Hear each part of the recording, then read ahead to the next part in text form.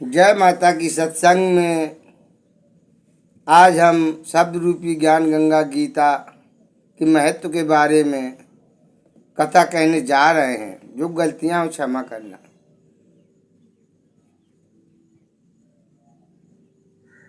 ओम नमः भगवते वासुदेवाय विश्वेश्वरायात् पुरुषोत्तम पारालिक पुरुषाय नमस्तुते।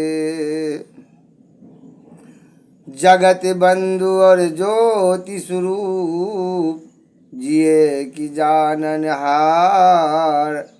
हरि यस मांगन नाय हूँ दास प्रभु के द्वार।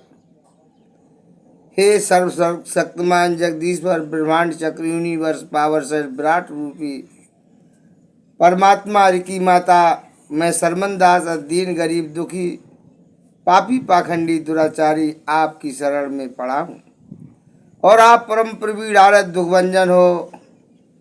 हे भगवान, मुझे अपना दास समझकर माफ कर दीजिएगा।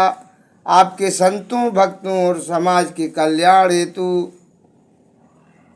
दिव्य ध्यान योग, दिव्य दृष्टि, पॉजिटिविटी, अमृत संजीवनी, एनर्जी पावर, विश्व शक्ति की प्राणमयी ऊर्जा हर जगत के जीव प्राणियों में प्रवाहित है। गीता के 18 अध्याय हैं जिनका कथा वर्णन है और 19वें का अतिगर्भ है यानी लुप्त है। तो देखिए, ये 4 वर्ण होते हैं जातियों के या साधुओं के, तो वो इस तरह से हैं, गीता पुराण से ही निर्धारित किए गए हैं। जैसे 5 अध्याय मेरा सर है यानी मुख है और 5 अध्याय भुजाएं हैं। 5 अध्याय मेरा उदर है, 16वां मन है और 7वां हृदय है, 18वां जंघा है और 19वां अतगर्भ चरण है। तो इनमें कथाओं में जो 5 कथाएं हैं वो ब्राह्मणों की हैं, जिसमें भूत या पशु या कई प्रकार की आत्माओं की मुक्ति के मार्ग का उपदेश दिए गए हैं।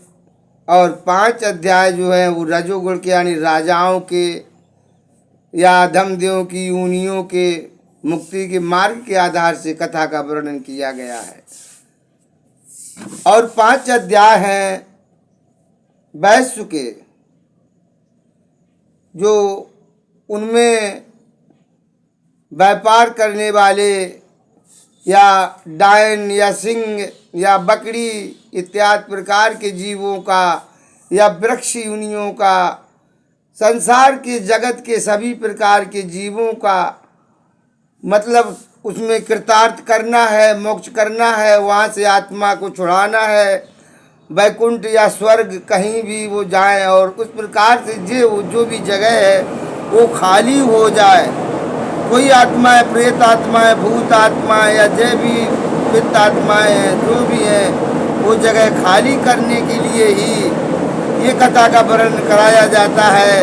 वहाँ अदम दे पशु यूनियाँ या पशु पक्षी या कोई भी उस जगह पर निवास करने वाली आत्माएं मुक्त होती हैं। ये गीता के जैसी वो उसकी परिस्थिति हो, जैसे घर का बंदोबस्त करवाना हो जिस किसी भी प्राणी को, उसी दुख और उसकी कथा के आधार से, उसके कर्म के आधार से कथा का विस्तार से सुनाया जाए। या कोई गीता पाठी ब्राह्मण हो या कोई साधु हो, इनके द्वारा इस कथा से पूरी तरह से बंदोबस्त और शुद्धता, सुख, समृद्धि, हेल्थफुल, ज्ञान, शांति और आनंद रूपी ऊर्जा वहाँ बरसने लगती है।